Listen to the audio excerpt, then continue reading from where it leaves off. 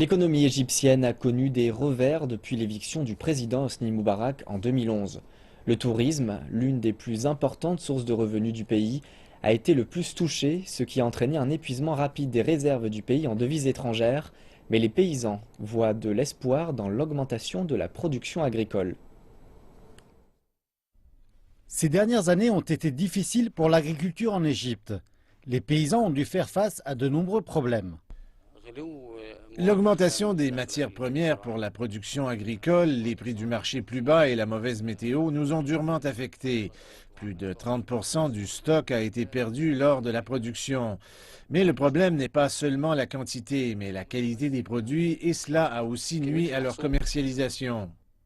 La crise économique a poussé les prix locaux à la baisse, ce qui a entraîné les producteurs à changer de stratégie. La plupart des paysans ont choisi de cultiver des produits qui sont exportables. Cela permet d'acquérir des devises fortes et je peux aussi vendre mes produits comme le raisin toute l'année. Par exemple, au mois de mai en Europe, octobre pour les marchés locaux et asiatiques. Cela évite aussi aux paysans d'avoir à vendre leur stock dans une seule saison, ce qui tire les prix à la baisse. C'était une formule assez aboutie. Les fruits sont devenus le produit égyptien d'exportation le plus fort en 2015. Les exportations totales de fruits et de légumes se sont accrues de 15% pour atteindre 4 tonnes et demie l'an dernier.